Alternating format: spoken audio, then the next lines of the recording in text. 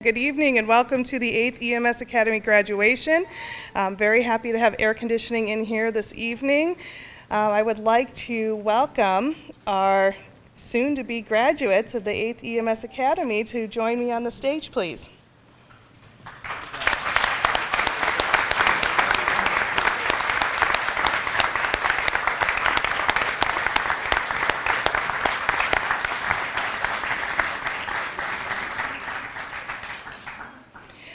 I would like to begin this special evening by introducing the St. Paul Fire Department Local 21 Color Guard. Will everyone who is able please rise for the presentation of the colors?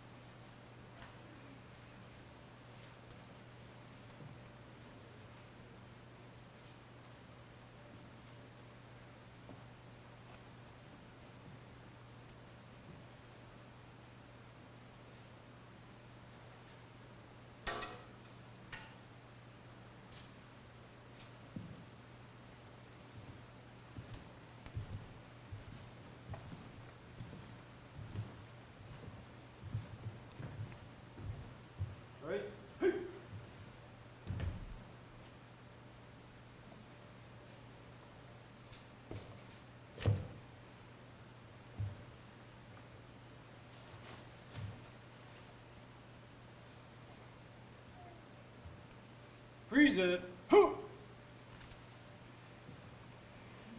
Please join us in the Pledge of Allegiance.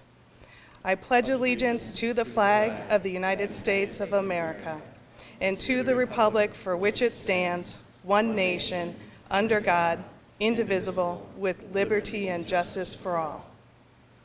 Order. Left. Forward.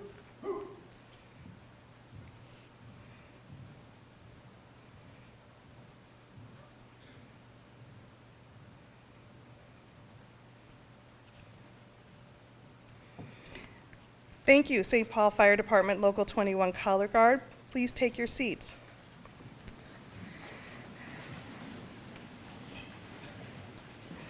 Tonight's graduating class consists of 17 extremely talented young adults from St. Paul.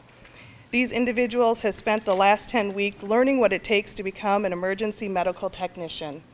They now know how to stabilize trauma victims, deliver babies, and they definitely know how to properly treat a flailed chest. They have experienced the physical rigors of the St. Paul Fire Department agility test and have done their time with the Kaiser sled. I'm feeling slightly weak in comparison to this very talented group, and as soon as the cold weather sets in, I might actually run to the gym and try and catch up with them. I'm very pleased to have a special guest with us this evening. Tonight we have Minnesota's first elected woman to represent the state of Minnesota in the U.S. Senate, our second term and senior senator, Amy Klobuchar.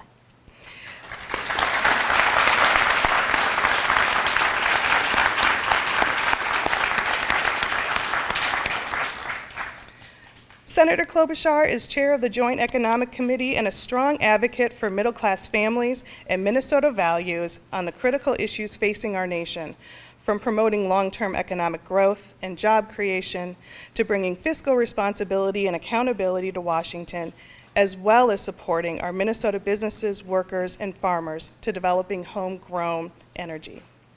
Programs such as these help families balance the competing demands they face in order to make ends meet.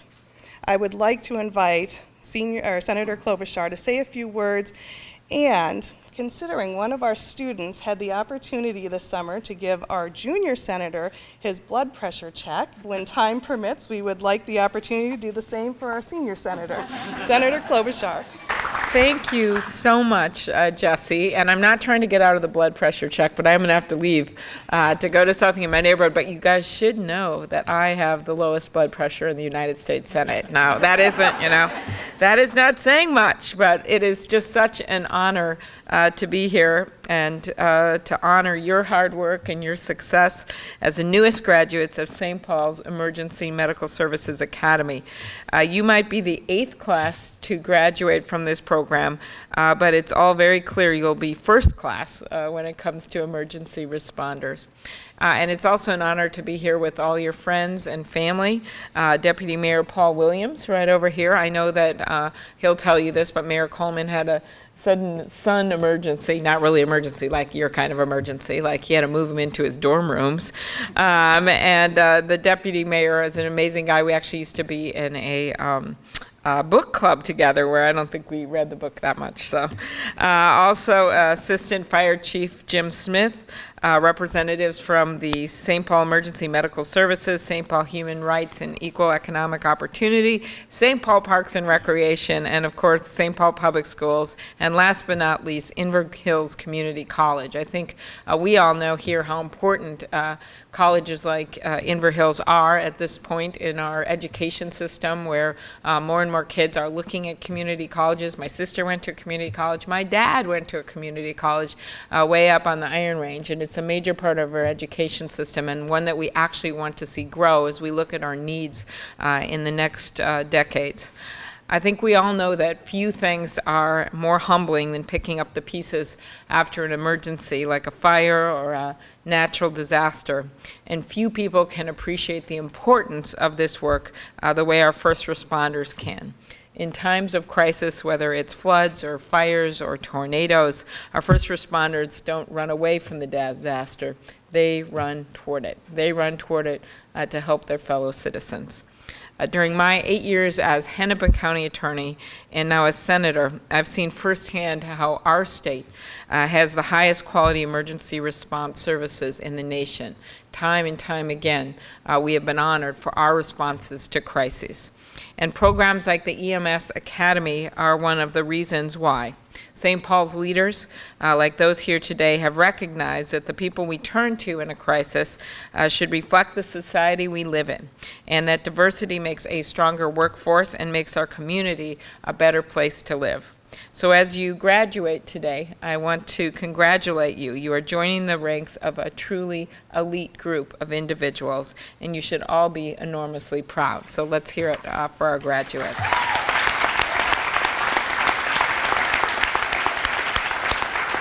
I think you all know you are going to be on the front lines of public safety. Some of us can hear and talk about it and congratulate you, but you're the ones that are going to have to make those decisions that save lives. We have seen this in St. Paul. I got involved. I'm actually the chair of the E911 caucus in the Senate. I'm a member of the Judiciary Committee, and one of the examples I often use is when the officer was shot in St. Paul, and we didn't yet have interoperability of all of our emergency systems. And they used something like 8 different walkie-talkies, the cops and the first responders did, and tried to track down the killer. And it was an incredible story in terms of that just shouldn't happen when you're trying to communicate with each other. Since that time in the metro area, we've done a lot better job of hooking up our emergency systems. We've invested significantly, and we should be very proud of that system. But I think we also know in some parts of the state they still don't have the funding and still don't have the ability. And it's one of the reasons I've consistently fought to maintain strong funding for programs that St. Paul in this area uses, like SAFER and the Assistance to Firefighters grants, which have helped the St. Paul Fire Department hire more firefighters and provide funds to support important training programs. These programs are important. I think you all have been watching. We've been having a little budget dispute in Washington right now. I think there's a lot better ways that we can do this than on the backs of our students and our cities, and mostly on the backs of our first responders. That is not where we should be reducing the budget, and so we're going to continue to fight for that funding. Back to Minnesota, and I'll end here, is just the incredible work that I've seen across our state. It's one of the biggest honors I have, is to go and try to help out communities when disaster happens, whether it is our flooding in the Red River Valley or the severe ice storm in southwest Minnesota, the tornadoes in Minneapolis. In each and every one of these cases, we've seen the value of a dedicated public service community. Certainly the example that most people think of nationally when they think of a response was the I-35W bridge collapse. They think of that volunteer firefighter who was filmed going in and out of the water trying to find survivors. They think about the fact that despite that horrible tragedy, that huge bridge going down just 6 blocks, by the way, from my house, that 13 people died, and it was incredibly tragic, but it could have been so much more if we didn't have our first responders there to save people, to get them to the hospitals, if they hadn't trained for that one moment that no one would have expected, that a major bridge, an 8-lane highway, would have gone down in the middle of the Mississippi River on a beautiful summer's day. That's what happened in our state. But when it happened, we didn't run away. We ran toward that disaster. And these are the kind of people that did it. These are the kind of people that saved lives. We saw it in Duluth with the recent recovery from the floods. We saw it in, as I mentioned, in the Red River Valley, where I was actually at one of the first responder centers, and a guy was there volunteering, giving out lunches. And I said, "Oh, thanks for helping out, and how are you doing?" And he said, "Well, I just lost my whole house. It went under." And I said, "Well, what are you doing here?" And he said, "Well, I figure I have nothing else to do. I'm going to help other people." And he was serving those lunches. That's that Minnesota spirit of volunteerism and helping other people. Or Wadena, where remember that big tornado that came through and took down that school building, an entire school. It looked like a bomb had hit it. The bleachers were literally blocks away. A swimming pool was filled with young kids swimming, and the teenage lifeguard had the wherewithal to immediately call their parents, get them home in about 15 minutes. Nearly every parent came except those four kids went with the lifeguard in the basement of a neighboring house. That tornado hit that town, blocks down, devastated. Not one person was killed in Wadena. And when I went up there, sometimes when you go see disasters, you're going to see this in your work, a lot of people get a little impatient, right? They want to get into their house, they want to get there. That was a community where no one was doing that the next day. People were still crying, people were still talking about what happened. And when we talked about it and met about it, finally people were starting to say, well, I guess I understand now why we were investing in taxpayers in our emergency systems. I guess I understand why we have these sirens that worked. And my fondest memory of that day was this big guy who owned an ag business, and he had 20 employees, and he didn't have a basement. And so he bought this big safe, and it was really big. And he joked with his employees when he bought it a year before, well, I don't have a basement, so if a tornado comes, you guys go in the safe. It's a true story. And so most of the employees had gone home that day. There were 4 left. They had nowhere to go. They went in that safe. And when you saw, the whole place was devastated except for that one safe. And that's where they survived. And when I got to the scene, this huge guy, he just gave me this hug and he started to cry. And all the Fargo media was there. And he says, I don't want to cry on TV. Everyone will make fun of me. So I go, well, just keep hugging me then. And I hugged that guy for 5 minutes until he stopped crying. And you know what that guy did? The first he thought he was going to just go away and not have his son. He rebuilt. I visited his place just last year, and this time he bought a safe that fit all 20 people. It's a true story. And I tell these stories because this is what I see when I'm around in our state. I see it at the volunteer spirit. I see it in that community spirit, and certainly more than everything, I see it in the first responders and the young people who are willing to go into this line of work, who are willing to put themselves at risk. So they should be proud of themselves, but mostly I say to all of you who are here to support them, you should be proud for raising these kids, for being part of their families, for being part of their friendships, for working with them. You have truly made a difference. Thank you. In 2009, Mayor Coleman recognized the need for culturally, linguistically, and ethnically diverse workers in St. Paul's emergency medical services. To address this need, the EMS Academy was created, and now these 17 soon-to-be graduates will join their 112 predecessors as alumni of the EMS Academy. None of this would have been possible without Mayor Coleman's support of this program. This evening, I would like to invite Deputy Mayor Paul Williams to join us and to share a few remarks about this program and graduating class.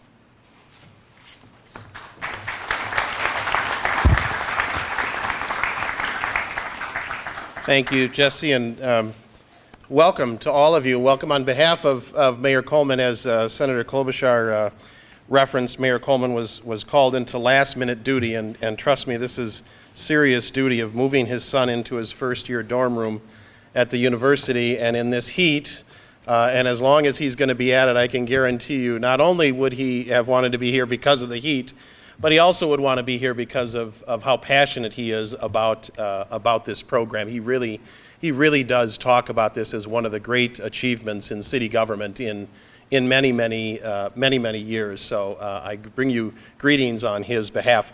I also want to say thank you to Senator Klobuchar for taking the time to come and joining us. And it's testimony to how significant and how unique this program is that she took time to come and say a few words. She's a very busy person, as I'm sure you can imagine. But it does speak to how significant this program is.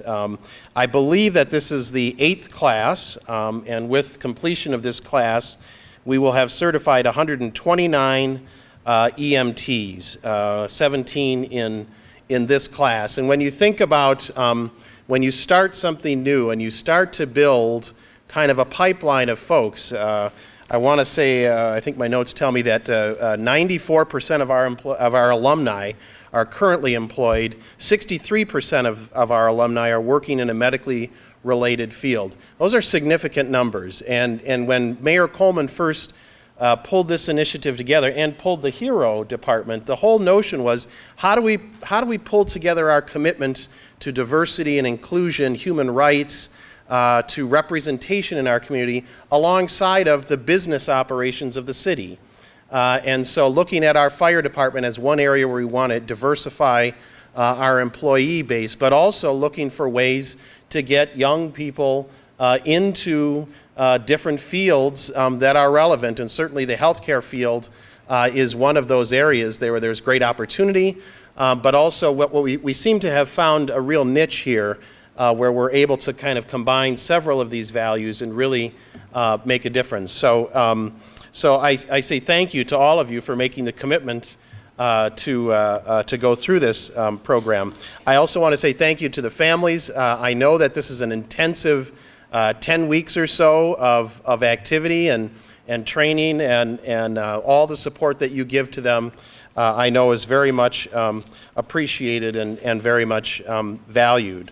So just some highlights that my staff put together for me today. This class has put in a combined 300 plus hours of clinical experience within the St. Paul Fire Department, within the department, at Regions Hospital, Alina Medical Transport, North Memorial Medical Transport, 300 plus hours. It's significant. The majority of this class has volunteered at community events over the course of the summer class. I know I've seen some of you at several different events. We've had students at the Youth Science Day at Kitty Anderson Youth Science Center, Rondo Days. I think I saw a number of you out at Rondo Days, and the Kitchen Fire Safety Days. So I mean, getting out there and not just, kind of studying in the classroom or in the clinical setting, but actually getting out into the community and getting engaged. I think as Senator, or as Jesse noted earlier, one of you even had the honor of checking the blood pressure of Senator Al Franken at Rondo Days. Again, important community engagement.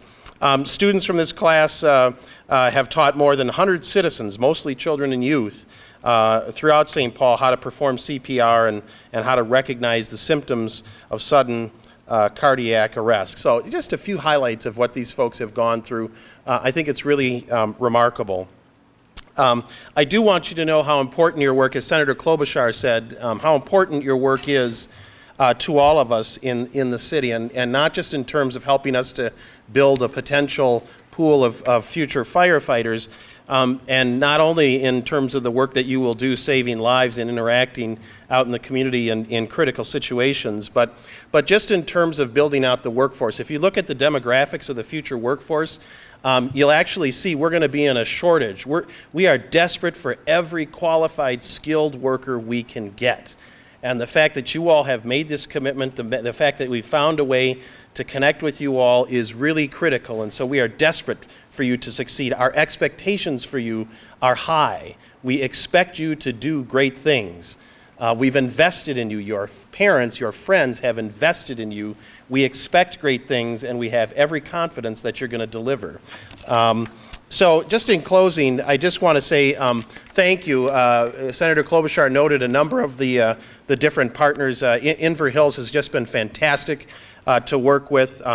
Southern Minnesota Regional Legal Services, Smurls has been a big partner. St. Paul Public Schools, Community Action of Ramsey and Washington County, our city departments, the HERO department, folks putting in some significant time and energy to really pull all this together. Our fire department, to all the firefighters who step out and volunteer their time to tutor and mentor and be part of the training. Our Firefighters United group, who have made a special commitment to this program. Our Parks and Rec staff, who actually provide the funding for the summer class every year, but also are engaged in this program. It really is a remarkable partnership that comes together to make all of this happen. Finally, I would just say we've got a number of funders who help make this happen, but particularly to the Bremer Foundation, General Mills Foundation, several others who have been key funders of ours. So I thank you again for your commitment. I thank all of you for your support. And on behalf of Mayor Coleman and the City of St. Paul, I say congratulations to all of you for a great accomplishment. Kathy and I are going to tag team this as we Right. tag team the course. That's right. And age before beauty, so I get to speak first. Go ahead. Yeah, step aside, step aside. Come over here. Yeah, okay, excellent. Kind of like in the classroom, right. you always That's right. a step behind me. That's right. All right, good. Good evening, everyone. First, I'd like to say congratulations to the all soon-to-be graduates. I'm very proud of you, but more importantly, you should be very proud of yourselves. Okay? I work for the St. Paul Public Schools, and I co-teach with Benjamin. While he's teaching the curriculum, the content of how to be an EMT, I integrate study skills, reading strategies, test taking, organization, time management, those sort of things that they'll need both for the rigors of this academy and for college in general. I have to say I love teaching with Benjamin, and I feel it's a privilege, and I hope all of you are aware of what a wonderful instructor and how fortunate you are to have Benjamin as your instructor, and I think you do. But in addition to Benjamin, I want to recognize a few other co-workers of ours that are out in the audience. First of all, Stacy Benig, who also works for the Hub Center, and we tag teamed it from the Adult Basic Ed thing. Hi, Wyatt. Say hi to her son. Scott Red, who is the Community Action Partnership a person. He has resources and support to help students get through the academy if there are things that are going on outside the academy to help them succeed within the academy. Casey, I don't know where Casey went. He does everything. He's running around organizing everything. There's Casey. Okay. Jen Schaffner, who's the lead instructor in the afternoon skills session. I know all of you, what's reflected on your time card and what you actually, the time you spend, are two different things. You're all very dedicated, and I love working with all of you. So, and of course, Dave Page, and nothing more needs to be said except Dave Page. Amen. Say it loud and say it proud, as Dave would say himself. All right, but this is about the students and their incredible accomplishments. Studies have shown that grit, determination, perseverance, commitment is a better indicator of long-term success and happiness in life than any IQ or ACT score ever will be. Students who have had to deal with adversity in their lives a lot of times are better at solving real-life problems, and that's what employers are looking for, people who are problem solvers. And I can tell you, every one of these students on stage has grit. And I just want to give you just a few examples of that. First of all, several students had family members die during this academy. One student had to drive all the way to Vancouver. It's 40 hours round trip. But when she returned, she told me that she studied in the car all the way there, all the way back, and she aced her next exam, no problem. Okay. Several students are single parents and also work full-time. Okay? That is in addition to the 24 hours weekly in class and 30 to 40 hours out of class, time they spend for the academy.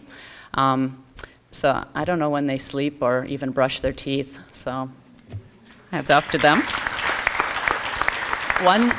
One student fasted the whole month of Ramadan during the academy, which perseverance and determination, that was amazing. And there were several students who may have struggled with the written exams, but when it comes to people skills, they were absolutely dynamite and doing their skills, doing scenarios, watching them actually perform the skills. And I just want to say, Cece, if I ever had a heart attack, I would want you there as the EMT, calming and reassuring me. Okay. Unfortunately, I would love to share everyone's story, but we don't have time for that. So just in closing, I would like to say there is one student on this stage who is incapable of not smiling. Tajiao Su. Everybody here knows who I'm talking about on this stage, who I'm talking about. And I've often thought, you know what, I would love to take his photo and put it on my screensaver, so to remind myself whenever there are challenges that there's always something to smile about, okay? And I'm so proud to see all of you smiling on this stage tonight. Congratulations.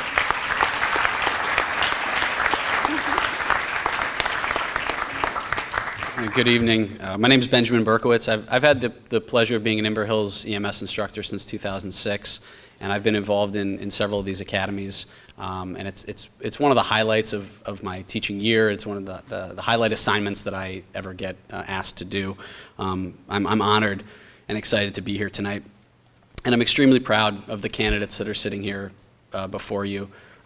Before I share a few words with you about my experience with the Academy, there are some people that need to be thanked, and Kathy took care of thanking some of those. First of all, I was thrilled to see Senator Klobuchar here tonight. I think it's interesting to note that the funding and the original kind of genesis of this program came from federal dollars from the Obama administration. And so to have a federal representative here, I think is really nice. And it speaks to kind of the genesis of where this program came from. So I think that was very nice to see. The office of Mayor Coleman and Mayor Williams, we appreciate the support for this program. As an EMS instructor, all I care about is that I get to teach people who want to learn how to be EMTs, paramedics, and the support that we get from the city in order to do that with these candidates is tremendous. Chief Matt Simpson, the St. Paul Fire Department EMS chief, Chief Tim Butler, Director Kingston from the Human Rights Division. Tia Radin is here. She's the director of the EMS department at Inver Hills, and she's also the interim dean of Allied Health. And she's a tremendous supporter of the program and has been a friend of mine and a colleague of mine for a while, and it's great to see her tonight. Chris Hansen works at the Inver Hills Continuing Ed and Customized Training Department, and she's really the person behind this academy in terms of getting the testing set up, making sure things are running properly. She's one of many that does that, but she plays a very silent role in the background, and she needs to be recognized for that. So I wanted to make sure to do that.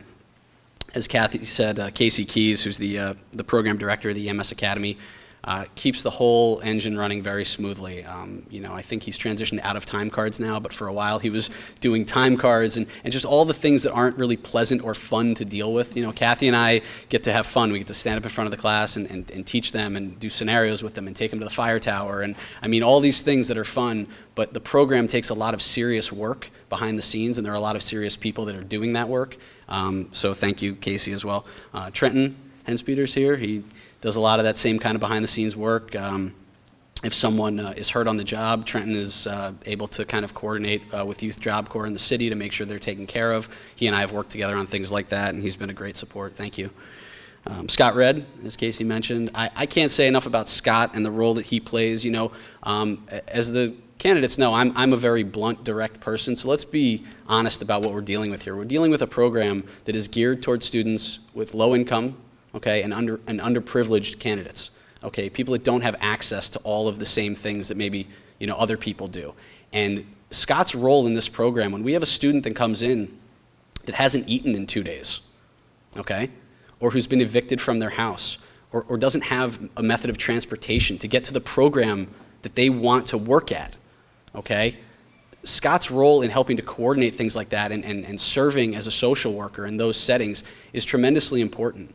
And the challenges that these candidates face, not only academically, but the outside challenges that come inherently with having a low income situation is tremendous. And the drive and the grit and the determination that they show to show up every day and to put in, you know, 24 hours a week just in class of effort is tremendous. But sometimes those challenges get overwhelming.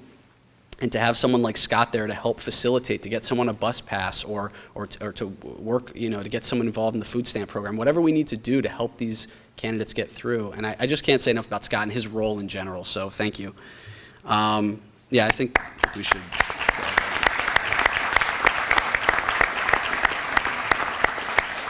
There are a couple of workers here from the Phase 2 segment of this program, and as some of you may or may not know, when you graduate from this program, you have the opportunity to move forward and actually become employed as a BLS ambulance worker, as a few of these young men and women are in the front representing. They've been tremendous supporters as far as being mentors and tutors. They're at the station in a work capacity when the students are studying and being taught. And there have been plenty of times that we call on them pretty much on a daily basis to help us with scenarios, help us with tutoring. We would not be able to do what we do for these candidates if it wasn't for the support of those workers as well. Jen Schaffner's here. Her partner in crime, Nikki Norton, is not here, but those two in the afternoon session and on weekends when they're not being paid, coming in to help the students, the candidates, make sure they succeed. Just a tremendous effort. Stacy Bennig, of course, you should be up here as well, but we'll let you off the hook. Kathy, love working with you as well. It's a pleasure.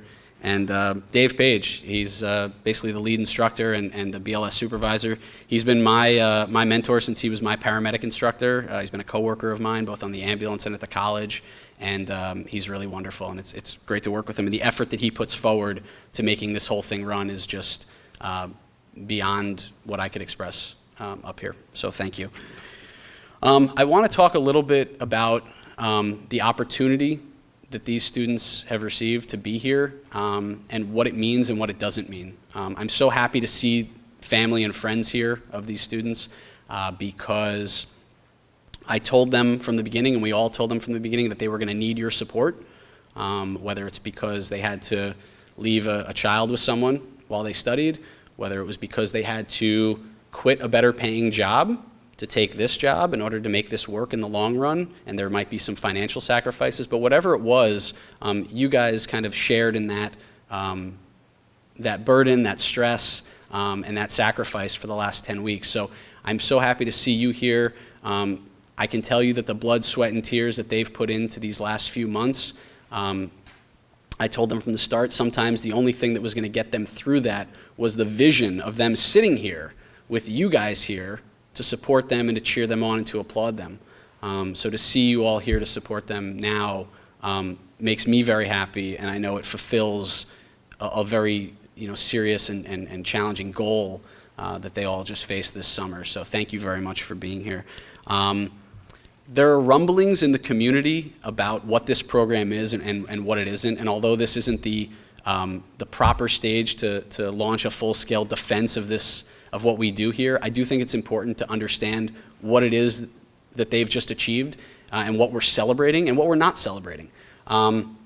There's a difference in our mind, and I speak as the representatives of the people teaching this program, between giving someone an opportunity to do something and giving someone an advantage.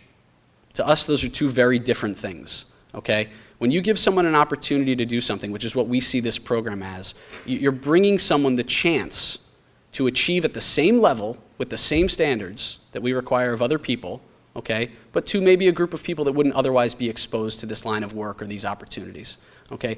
By implying maybe that somehow this program offers an advantage would imply that somehow the standards by which these candidates are judged are somehow lower than the rest of the state or the rest of the country. And I'm here as the content instructor, and I know Dave Page and Tia can speak to this as well, and Kathy as well. I am here to tell you that the standards by which they are judged once they enter this program are exactly the same as everyone else in the state and in the country. And if I can brag a little bit about Inver Hills and the quality of the instruction there, I believe it's a little bit higher than most places. And so I think it's important to just kind of take a moment and recognize that we're not celebrating a situation where people have taken advantage of an increased advantage somehow. We're just celebrating some people who have been given an opportunity to do something, and that was it. Once they were in, we did not make this easy on them. In fact, 36 people started this program. 36 people, just think about that for a second. There's 17 people on stage right now. So for a variety of reasons, okay, not everyone was able to make it through that. Some of it was personal, some of it was because they didn't meet those standards. And all of these candidates knew, whether it was day 10 or week 10, if they didn't meet the standards that we set down for them, they were not going to be here tonight. And I promised them that at the beginning of the academy. I said, if you don't meet your end of the bargain, you will not be here tonight. So the people that are sitting before you are qualified. And they're not qualified in a subjective way. They're qualified in a very objective way in terms of the way we qualify anyone else in this state or in this country to do the job that we're asking them to do. So I think it's important to take a second to recognize that.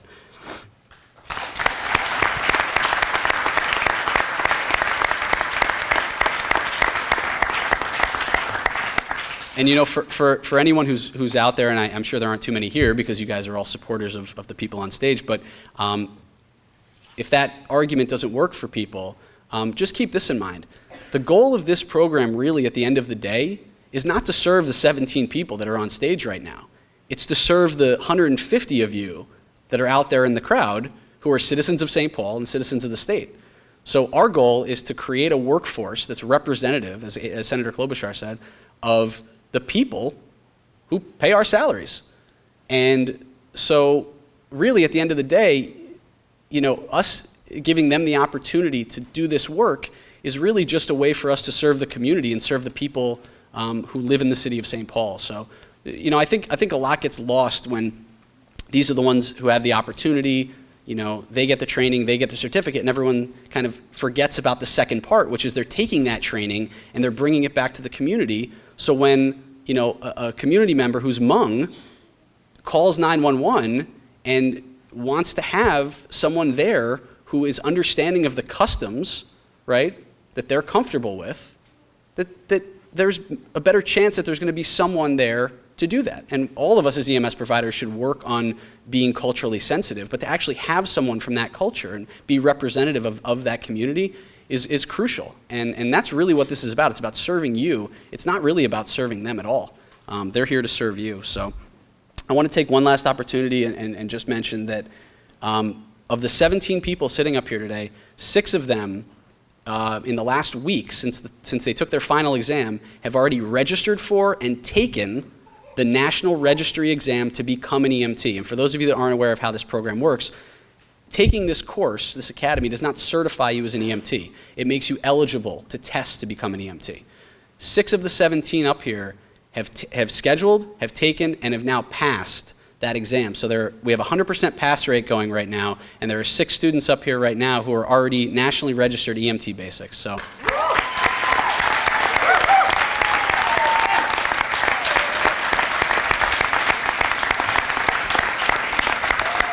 They know how proud I am of them. I'm not going to take up any more time. There were some things that needed to be said, and I wanted to make sure that you all heard them because this is a very special program, and I wanted to make sure that everyone knew exactly what it was. I'm honored to be a part of it. Thank you, and congratulations. Thank you. Okay, I guess I'm going first. All right. Ladies, gentlemen, boys, girls, friends, colleagues, cousins, aunts, uncles, grandmas, grandpas, mothers, fathers, brothers, sisters, and foreign exchange students. Welcome. My name is Lyman Bakri Cisse. When I was chosen as the class speaker for the 2013 EMS Academy, I thought, how can I milk this for everything it's worth? And then I thought, Dave Page would probably destroy me if I make this go on longer than it has to.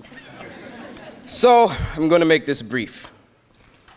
On May 13th, 1993 at 2:40 p.m. in St. Louis Park, Minnesota, a glorious and awe-inspiring event occurred. My birth. My mother, Ilana Magaline, is the very woman responsible for bringing me into this world. And my father, Bakary Cisse, is the man responsible for my dashing good looks. If my mom and dad were any of my body parts, I would say they are the pericardium and myocardium of my heart. For those who don't know what either of those are, neither do I, so you're not alone. I'm joking, of course. I wouldn't be up here if I, didn't know that. But the pericardium is a fluid-filled sac that surrounds the heart and proximal ends of the aorta, vena cava, and pulmonary artery. One of the pericardium's many functions is to keep the heart contained in the chest cavity. My mother definitely kept me contained. As a kid, I didn't have very good anger management. I often got into fights with other kids, flipped desks, poured chocolate milk on beanbag chairs, cursed, the usual stuff 9-year-old kids do. My mom wanted to make sure that I wasn't lashing out on people for the rest of my life. My only other way of venting was talking to my mom, and since my mom couldn't be at school every day, she gave me another option other than fighting kids, flipping desks, and pouring chocolate milk and cursing. She told me to walk away. Walk away from the kid who called you small. Walk away from the kid who called you weak. Walk away from the girl you had a crush on since the first day of school who said, "Wait, what's your name again?" For a while, I thought that walking away wasn't doing anything, but then I started to realize that the 2 to 3 confrontations a day turned into 1 a month. This technique has followed me into my adult life and has kept me out of trouble. For that, Mom, I want to say thank you. Thank you for preventing me from becoming a product of gangster rap music. Now, let's move on to the myocardium, also known as my father. The myocardium is the muscular middle layer of the wall of the heart. This muscle is composed of spontaneously contracting cardiac muscle fibers, which allow the heart to contract. These contractions pump blood from the ventricles and relaxes the heart to allow the atria to receive blood. My dad always told me to keep going. He also told me to place my mind on something I want to accomplish. That might not have been true for when I wanted to be a superhero or asked Elena to be my wife, but everything else has worked out for the better. My dad is from Gambia in Western Africa. Gambia bred my father and made him the man he is today. And in turn, that man helped breed the masterpiece you see before you. For my unique bloodline, my name, and my looks, I say thank you, Dad. Not only did my mom and dad teach me how to be a functioning member of society, they also taught me how to show my appreciation for what I have. Mom and Dad, can you please stand up? I know.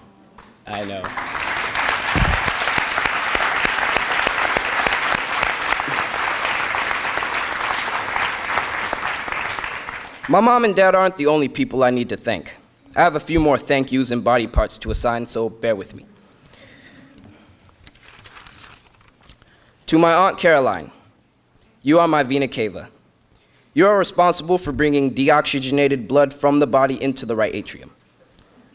My cousin Andrea is my right atrium. Without you, I couldn't have carried all that deoxygenated blood from the vena cava. Malik, my brother, you are my tricuspid valve. Without you, I could not have possibly pumped all that blood in the right side of my heart. My cousin Ricky is my right ventricle. You are responsible for pumping blood into my pulmonary artery. Joseph, you are my pulmonary artery. Little cousin, you have the job of taking that deoxygenated blood and bringing it into my lungs to receive oxygen. Yeah, that's what I said. It's a big deal, man. To my newest brother, Aliu, I give you the job of being my pulmonary veins. You are responsible for placing that new oxygenated blood from my lungs into the left atrium. My stepmother, Miriam, is my left atrium. Miriam, you are responsible for carrying that oxygenated blood from the lungs. To my little brother Harry, you are my mitral bicuspid valve. You are responsible for pumping blood in the left side of my heart.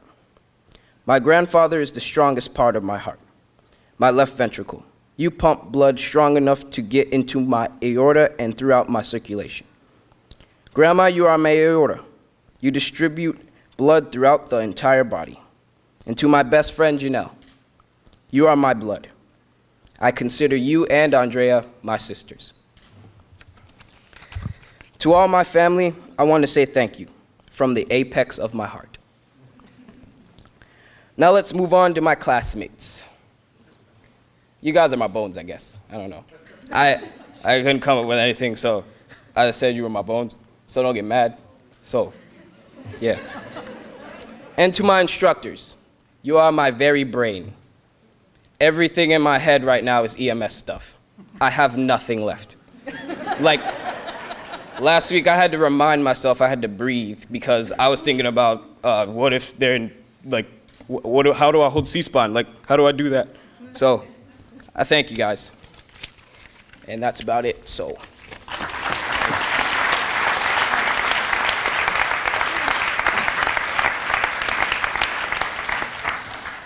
Okay. Good evening, ladies and gentlemen. Sorry, I don't have my family related to my body parts or the class. I'm so sorry. But thank you for joining us in celebration of this summer's 8th EMS graduating class. My name is Elena Carrion, and I am proud to say I am a 2013 EMS graduate and honored to speak on behalf of such intelligent young adults. I would first like to begin by saying congrats to my fellow classmates. We did it. We made it to the finish line of a course originally set for 14 weeks, but condensed to 10 weeks in the summer. We were the lucky few selected from a large variety of applicants. Not only that, but through our dedication of reading more than 1,000 pages, which I wish I had the book to show you, but I'm sure family members have seen the huge book that we carry around, our strength to climb 5 flights of stairs with more than 50 pounds on our backs, and the countless amount of hours outside of scheduled class to perform skills and study for exams, we are the ones walking away with either a first responder or emergency medical technician certification. Everyone should be proud to receive these awards. As friends and family, it is wonderful to hear about all the time and effort it took to complete this course, but let us not forget about the time and effort it took others to provide this opportunity for St. Paul residents. If these next few people would stand as I call off your name, I know this graduation is for us, but I would like to recognize all the instructors that helped. Dave Page, actually stand up please, because I would like people to see you. I'm gonna name a lot so we can wait for the applause. Ben Berkowitz, Nicole Norton, who is not here at the moment, Casey Keys, up over here, Kathy Bornson, Stacy Bennig, Nicole Hendrickson, who I'm not sure is here as well, Jen Schaffner, Ann Zimmerman, Katie, Scott, and Phase 2 employees. Phase 2 can stand up as well. These are just a few of the faces seen almost every day at the station, and these are the hearts and minds that go into making this academy successful. Let's give them a round of applause.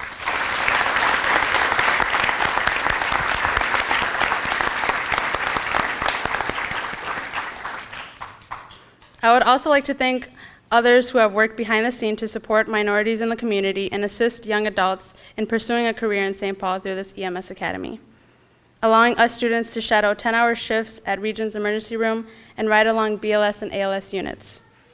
As I wrap up my speech, I would like to inform everyone that although this may seem like an ending to the academy, learning does not stop here. We as a class are closing one door in life and opening another.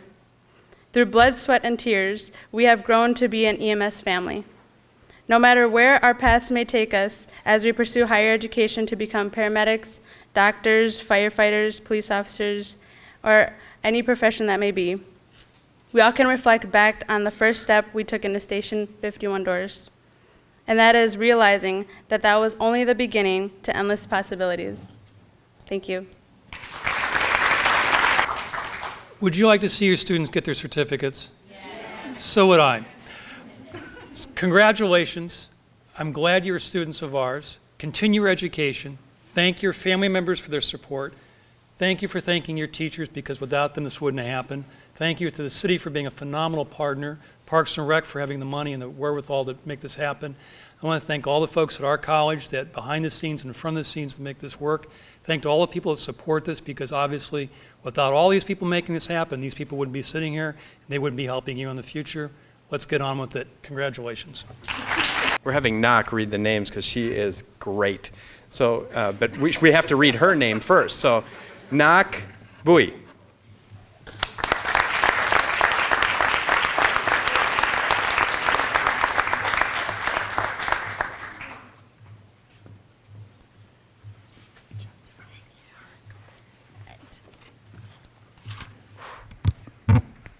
Okay. Lauren Bushyhead.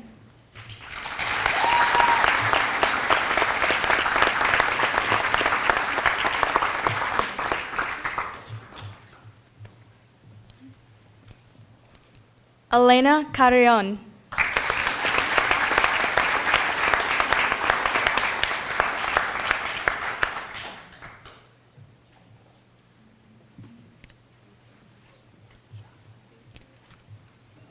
Lyman Cisse.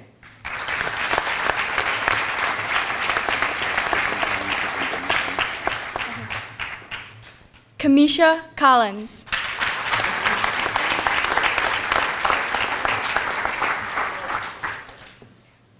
Sue Lore.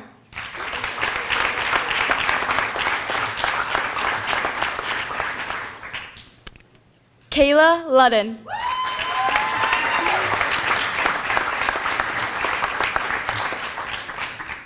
Christina McCann.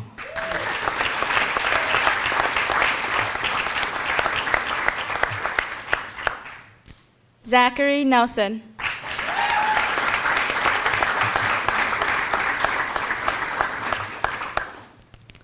Bailey Rasmussen.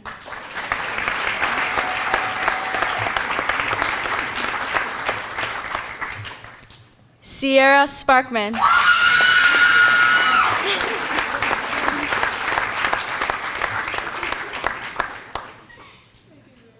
Mina Tao.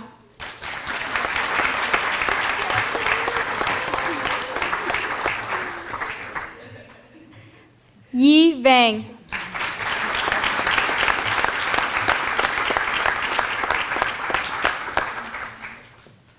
Ryan Wagner.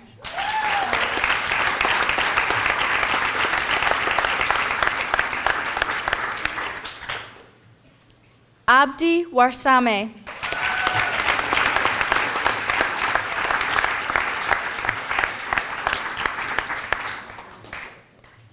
And finally, Nicholas Wilson. All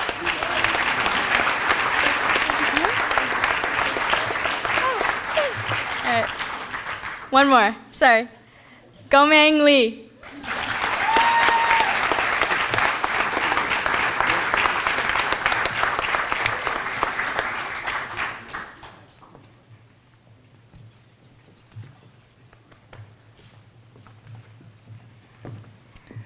I would like to ask the students to please rise as Assistant Chief Jim Smith will administer the emergency medical technician oath.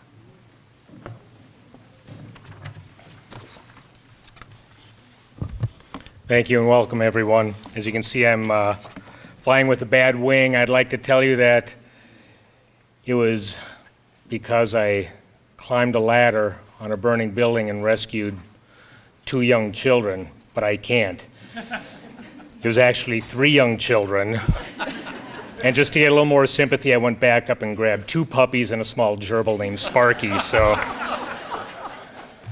of course, my command staff's out there and they know that I injured my arm picking up a paper clip off the carpet, but we'll go with that. 17 cadets. This is super. This is the second time I've been able to administer this oath to a group of young people. And as I introduced myself before we started the program tonight, I saw 16 smiling faces. And then number 17 showed up.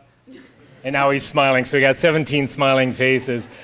What an energetic looking group. I can't wait for you guys to get out in the work field. As I said, I started as an EMT back in 1982, and I think the youngest here was born in 92, so it is what it is. I won't be able to raise my right hand, but I asked that when you raise your right hand, as I talk to the recruits in our fire academy, you have books that you get your standard operating procedures, your guidelines from, the things that you're supposed to do when you see a patient, all stuff. This oath here, this is what comes from inside. This is who you are. And I want you to take this oath very seriously. Take it to heart and remember it always. Please raise your right hand and repeat after me. Be it pledged as an emergency medical technician. I will honor all physical and judicial laws. I will follow that regimen which, according to my ability and judgment, I consider for the benefit of patients. I shall abstain from whatever is damaging and mischievous, nor shall I suggest any such counsel. Into whatever homes I enter, I will go into them for the benefit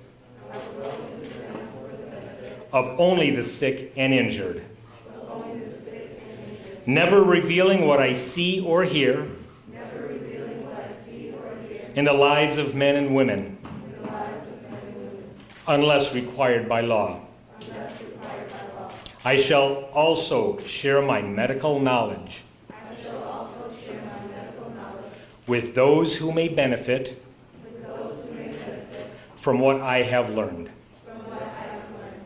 I will serve unselfishly and continuously in order to help make a better world for all humankind. While I continue to keep this oath honored, may it be granted to me to enjoy life and the practice of the art respected by all humanity in all times. Shall I trespass or violate this oath? May the reverse be my fate. At ease. Ladies and gentlemen, Deputy Mayor, honored guests, it is my distinct and honored privilege to introduce to you the 2013 summer graduating class of the St. Paul EMS Academy.